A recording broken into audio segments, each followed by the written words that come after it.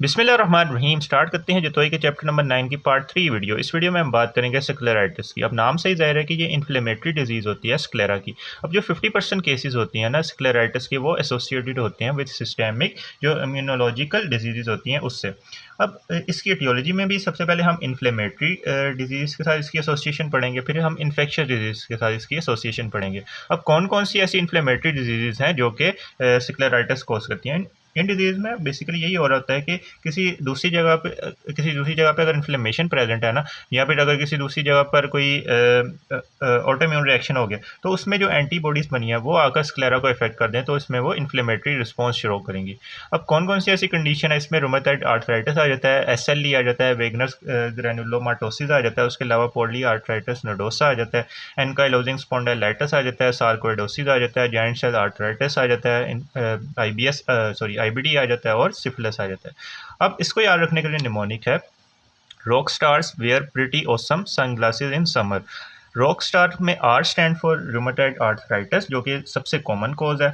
S stand for SLE, या फिर जिसको हम कहते हैं सिस्टेमिक लूपस एरिथेमेटोसिस। उसके अलावा वियर का W stand for Wegener's granulomatosis. उसके बाद प्रिटी का P stand for poly arthritis nodosa. Awesome का A stand for ankylosing spondylitis. Sunglasses का S stand for sarcoidosis and G stand for giant cell arthritis. इनका I stand for IBD and summer का S stand for syphilis. So rock star wear pretty awesome sunglasses in summer. इससे हम इसको याद रख सकते हैं कि कौन कौन सी इन्फ्लेमेटरी डिजीज़ हैं जो कि स्क्लेराइटिस कोज कर सकती हैं। नेक्स्ट आती है इन्फेक्शियस डिजीज़। इन्फेक्शन में वायरस आ जाते हैं, उसके अलावा बैक्टीरिया आ जाते हैं। वायरस हर्पिस जोस्टर और जो बैक्टीरिया हैं वो सिफिलिस और ट्यूबरकुलोसिस आ जाते हैं। जब हमने एपिस्क्लेराइटिस डिस्कस किया था तब भी हमने ये वाली इन्फेक्टिव फॉर्म पढ़ी थी, जिसमें हमने कहा था कि हर्पिस जोस्टर आ जाता है, सिफिलिस एंड ट्यूबरकुलोसिस आ जाता है। नेक्स्ट पैथोलॉजी की बात करें तो इसमें भी इम्यून मेडिएटेड, हमने कहा था ना कि इम्यून कॉम्प्लेक्सेस जो कि किसी दूसरी जगह पे बने थे वो आकर अगर स्क्लेरा को इफेक्ट कर दें, तो इसमें हमारे पास स्क्लेराइटिस की कंडीशन डेवलप होती है। सो इम्यून मेडिएटेड जिसमें इम्यून कॉम्प्लेक्सेस होती हैं वो आकर अगर वास्कुलाइटिस कोज कर दें स्क्लेरा में, या फिर स्क्लेरा को अगर डिस्ट्रॉय कर दें, तो इस कंडीशन में हमारे पास स्क्लेराइटिस की कंडीशन डेवलप होती है। नेक्स्ट आती है एनाटॉमिकल क्लासिफिकेशन। इसको हम दो कैटेगरीज में पढ़ते हैं, एक एंटीरियर स्क्लेराइटिस होता है, एक पोस्टीरियर स्क्लेराइटिस होता है। जब हम आई बॉल के इक्वेटर्स को पढ़ते हैं ना, तो हम इक्वेटर्स के थ्रू डिवाइड करते हैं आई बॉल को एंटीरियर बॉल में और पोस्टीरियर में। जो anterior part of eye ball अगर इन्वॉल्व हो जाए तो उसको हम बोलेंगे एंटीरियर स्क्लेराइटिस, जो कि 98 केसेस में एंटीरियर स्क्लेराइटिस ही डेवलप हो रहा है। और अगर पोस्टीरियर स्क्लेरा इन्वॉल्व हो जाए तो हम उसको बोलेंगे पोस्टीरियर स्क्लेराइटिस।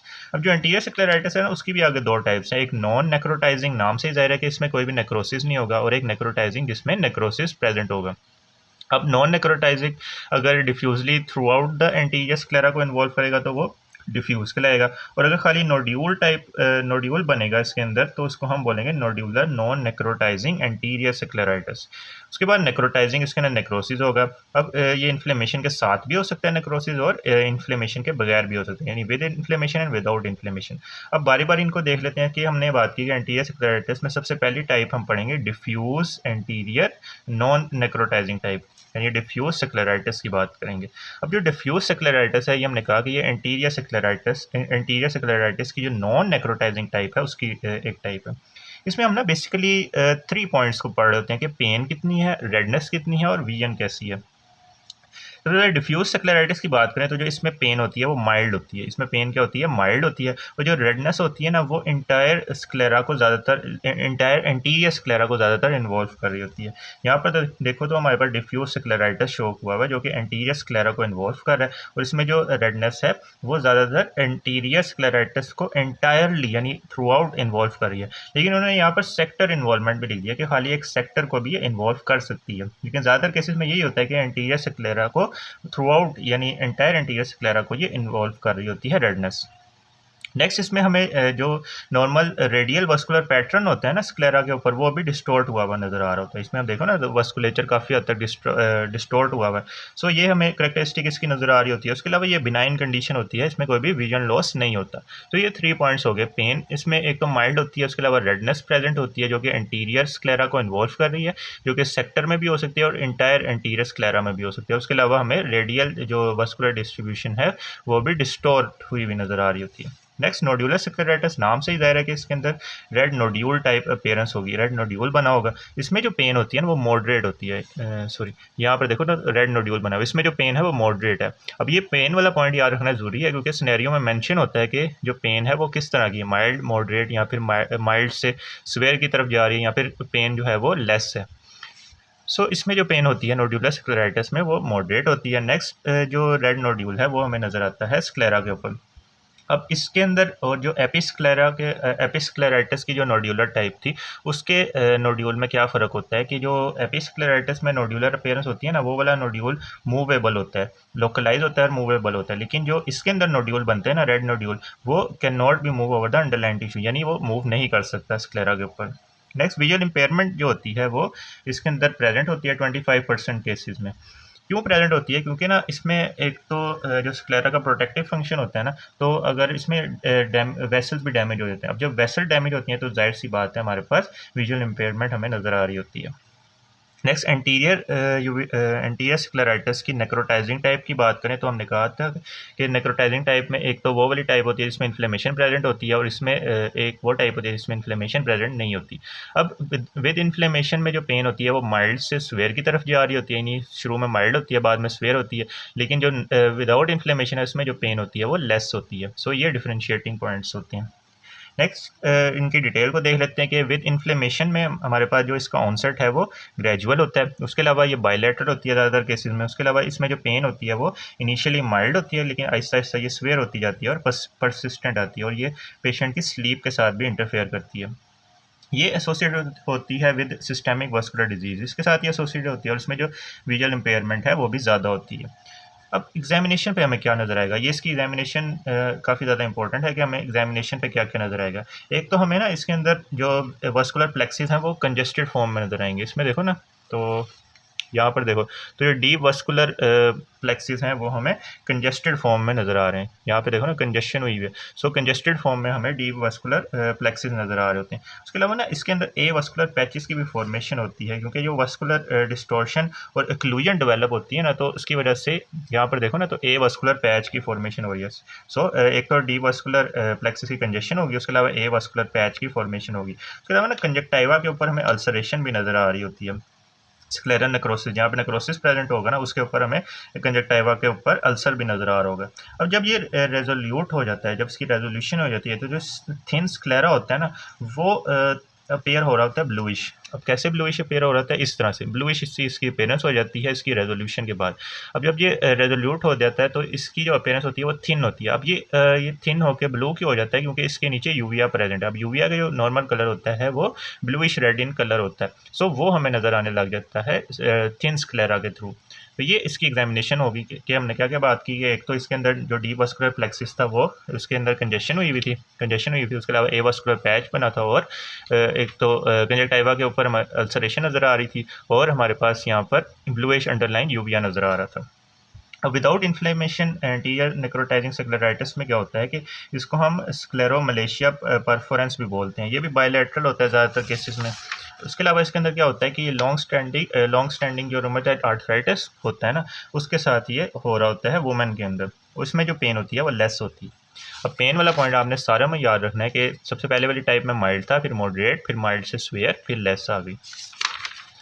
एग्जामिनेशन पे हमें क्या नज़र आता है? इसमें हम ना येलो कलर के नेक्रोटिक स्क्लेरा पैचेस नज़र आते हैं अनइन्फ्लेम्ड स्क्लेरा में, क्योंकि इसमें इन्फ्लेमेशन नहीं प्रेजेंट तो हमें येलो नेक्रोटिक स्क्लेरल पैचेस नज़र आते हैं।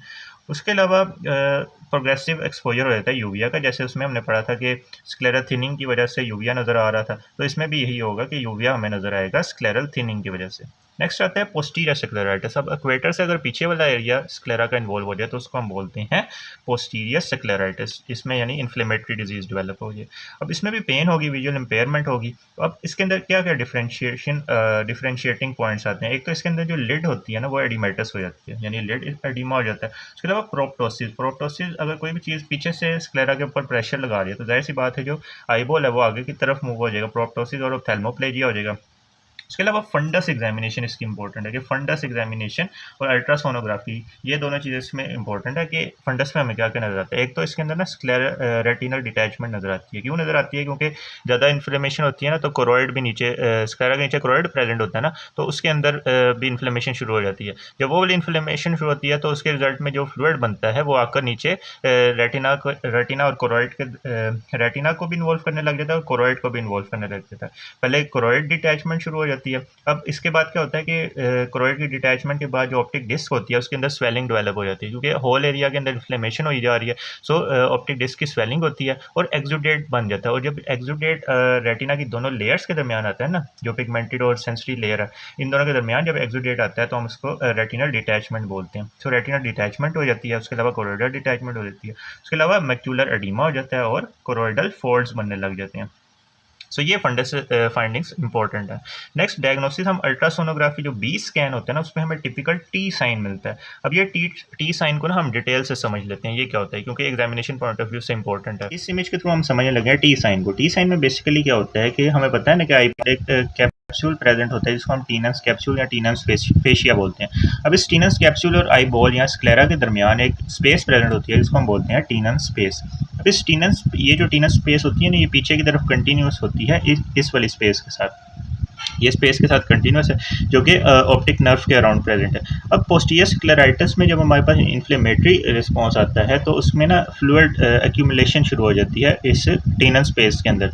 जब ये वाला फ्लूइड एक्यूमुलेट होता है तो ये इस टीनल स्पेस को डिस्टेंड करना शुरू कर देता है। उसके अलावा जो ऑप्टिक नर्व के अराउंड स्पेस प्रेजेंट है, इसके अंदर भी एडीमा शुरू हो जाता है। इस स्पेस के अंदर भी एडीमा शुरू हो जाता है, जिसकी वजह से जब हम देखते हैं ना तो हमें टी साइन कुछ इस तरह से नजर आता है। तो यहाँ पे देखो ना, तो यहाँ पर भी फ्लूइड प्रेजेंट है और ऑप्टिक नर्व के अराउंड भी फ्लूइड प्रेजेंट है। तो इस तरह से हमें नजर आता है। और जब अल्ट्रासोनोग्राफी पर देखते हैं तो हमें कुछ इस तरह से नजर आता है। यहाँ पर देखो तो ये कुछ इस तरह से टी का साइन बन रहा है। साइड पर फ्लूइड सारा प्रेजेंट है और दरमियान यहाँ पर हमारे पास ऑप्टिक नर्व प्रेजेंट है। सो ये हमारे पास टी साइन होता है, जो कि करेक्टरिस्टिक होता है पोस्टीरियर स्क्लेराइटिस की। ये एग्जामिनेशन पॉइंट ऑफ व्यू से इंपॉर्टेंट है। तो ये हमने टी साइन को समझ लिया। नेक्स्ट सिटी पे हमें क्या क्या नजर आता है कि स्क्लेरा की थिकनिंग हमें नजर आ रही होती है। लेकिन जब हम एंटीएस स्क्लेराइटिस की बात करते हैं तो उसमें स्क्लेरा थिन हो रहा था, जबकि पोस्टीरियर स्क्लेराइटिस में स्क्लेरा थिक हो रहा था। अब इन्वेस्टिगेशन हम क्या क्या कराएंगे? सबसे पहले तो हम जनरल एग्जामिनेशन से प्रोसीड करेंगे। हम सीबीसी करवाएंगे, ईएसआर करवाएंगे, उसके अलावा यूरिन एनालिसिस कराएंगे। अब चूंकि इसकी सिस्टेमिक डिजीज के साथ एसोसिएशन है तो हम उसके रिलेटेड ही सीरोलॉजिकल टेस्ट करवाएंगे। रूमेटाइड फैक्टर जो कि रूमेटाइड आर्थराइटिस के लिए होता है वो करवाएंगे। उसके अलावा एंटी न्यूक्लियर एंटीबॉडीज जो एसएलई वगैरह के केसेस होते हैं उसमें करवाते हैं। उसके अलावा anti double standard DNA antibody test करवाएंगे। उसके अलावा अनका यानी एंटी न्यूट्रोफिलिक साइटोप्लाज्मिक एंटीबॉडीज करवाएंगे।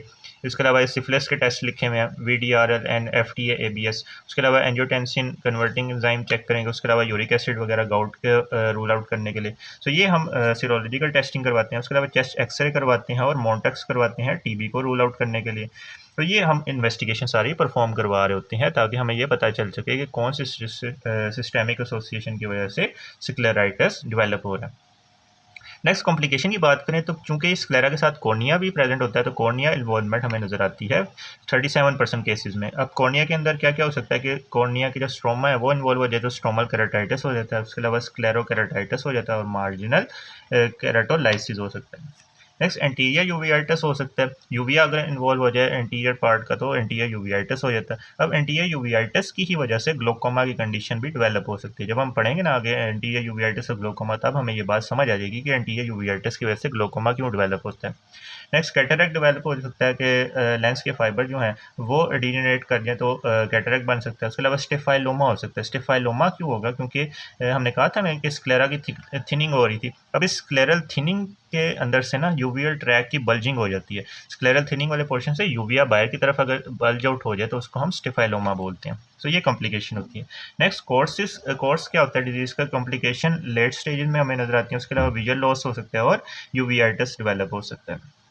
ट्रीटमेंट की बात करें तो हम सिस्टेमिक डिजीज़ को जो इसके साथ एसोसिएटेड सिस्टेमिक डिजीज है उसको ट्रीट करते हैं। जैसे टीबी होगी तो टीबी को हम उसकी थेरेपी शुरू कर देंगे। उसके अलावा रूमेटॉइड आर्थराइटिस होगा तो वो सारी डिजीज़ को हमें ट्रीट करना पड़ेगा जो कि इसके साथ एसोसिएटेड होंगी। उसके अलावा ocular complication such as cataract and glaucoma को हम ट्रीट करेंगे अलहदा से। उसके अलावा स्क्लेराइटिस का ट्रीटमेंट डिपेंड करेगा उसकी टाइप, एंटीरियर है या पोस्टीरियर है, और उसकी स्वेरिटी पे।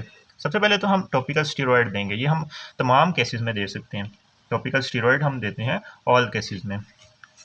उसके अलावा हम systemic anti non steroidal anti inflammatory drugs देते हैं। ये हम कौन सी कंडीशन में देते हैं? एंटीरियर नॉन नेक्रोटाइजिंग स्क्लेराइटिस में देते हैं। ठीक होगी बात। नेक्स्ट आते हैं सिस्टेमिक स्टीरॉयड्स। ये सिस्टेमिक स्टीरॉयड हम देते हैं anterior necrotizing and posterior scleritis में। उसके अलावा इम्यूनो सप्रेसिव दे रहे होते हैं। जो स्टेरॉयड रेजिस्टेंस केसेस होते हैं ना, उसमें हम इम्यूनो सप्रेसिव दे रहे होते हैं। उसके अलावा सब कंजक्टाइवा के अंदर भी हम स्टेरॉयड के इंजेक्शन दे सकते हैं। तो ये ट्रीटमेंट की बात होगी। अब एक मोस्ट इंपॉर्टेंट सवाल आता है इस पूरे चैप्टर का। पूरे चैप्टर से वो ज़्यादातर सवाल नहीं पूछते, लेकिन वो एग्जामिनेशन में आपसे ये ज़रूर पूछेंगे कि एपिस्क्लेराइटिस और स्क्लेराइटिस इन दोनों के दरमियान क्या डिफरेंस है। इस चैप्टर की सबसे इंपॉर्टेंट चीज़ ये है। उसके बाद ये टी साइन बहुत ज़्यादा इंपॉर्टेंट है। सो स्टार्ट करते हैं इनके डिफरेंसेस क्या क्या हैं। सबसे पहले फ्रीक्वेंसी की बात करें तो जो एपिस्क्लेराइटिस है वो ज़्यादा कॉमन होता है as compare to scleritis. Onset की बात करें तो हमने कहा था कि जो एपिस्क्लेराइटिस है वो सडनली डेवलप हो रहा था, जबकि जो स्क्लेराइटिस है वो ग्रेजुअली डेवलप हो रहा था, क्योंकि इन्फ्लेमेटरी डिजीज़ है तो आहिस्ता आहिस्ता से ये स्क्लेराइटिस हो रहा था। नेक्स्ट पेन की बात करें तो पेन हमने कहा था कि एपिस्क्लेराइटिस में पेन नहीं होती, खाली पेशेंट कहता है कि उसको थोड़ी सी ना चुभन सी महसूस हो रही है, उसके अलावा डिस्कम्फर्ट सी उसके आँख में उसको महसूस हो रही है। और स्क्लेराइटिस की हमने जो टाइप्स पढ़ी उसमें हमने सेपरेट पढ़ा था कि कौन सी डिजीज़ में कौन से टाइप में माइल्ड पेन थी, किसमें मॉडरेट थी, किसमें माइल्ड से स्वेयर की तरफ जा रही थी और किसमें लेस पेन थी। नेक्स्ट सिस्टेमिक एसोसिएशन इसमें ज़्यादातर नहीं होती, जबकि इसमें बहुत ज़्यादा सिस्टेमिक एसोसिएशन हमें नज़र आती है। नेक्स्ट जो हमने नोड्यूल पढ़े थे उसकी मोबिलिटी की हवाले से वो कह रहे हैं कि जो एपिस्क्लेराइटिस में नोड्यूल था वो मूवेबल था ओवर द स्क्लेरा, जबकि स्क्लेराइटिस में वो मूवेबल नहीं था। वीएन की बात करें तो इसमें वीएन ज़्यादातर अनइफेक्टेड रहती है और इसमें ज़्यादा केसेस में अफेक्टेड हो जाती है। ये खुद ब खुद ही रेजोल्यूट हो जाता है विदाउट ट्रीटमेंट, और इसके हमें ट्रीटमेंट रिक्वायर्ड होती है क्योंकि सिस्टेमिक एसोसिएशन बहुत ज़्यादा होती है। उसके अलावा फिनाइलेफ्रिन टेस्ट से हमें ये पता चल जाता है कि एपिस्क्लेराइटिस है या स्क्लेराइटिस है। अब अगर हमारे पास एपिस्क्लेराइटिस होगा तो जाहिर सी बात है कि जो वेसल्स हैं वो ब्लैंच हो जाती हैं। क्यों ब्लैंच हो जाती हैं? क्योंकि हमने कहा था कि जो सुपरफिशियल वेसल्स होती हैं ना उनके ऊपर अल्फा-1 रिसेप्टर्स प्रेजेंट होते हैं। वो अल्फा-1 रिसेप्टर जब एक्टिवेट होते हैं तो ब्लैंचिंग इफेक्ट प्रोड्यूस होते हैं, जबकि जो डीप स्क्लेरल वेसल्स होती हैं उस पर ऊपर अल्फा-1 रिसेप्टर कम होते हैं, तो जाहिर सी बात है वो ब्लैंच नहीं होंगी, क्योंकि फिनाइलेफ्रिन क्या होता है? वेसोकंस्ट्रिक्टर होता है। कॉम्प्लिकेशन इसमें ज़्यादातर नहीं होती, जबकि जो स्क्लेराइटिस है इसमें हमारे पास कॉम्प्लिकेशन हो रही होती हैं, जो हमने यहाँ पर पढ़ी थी। तो ये हमने बात कर ली स्क्लेरा की। अब नेक्स्ट पार्ट से हम लेंस एंड कैटरैक्ट को शुरू करेंगे। If you like this video then kindly share it with your friends and subscribe to my channel.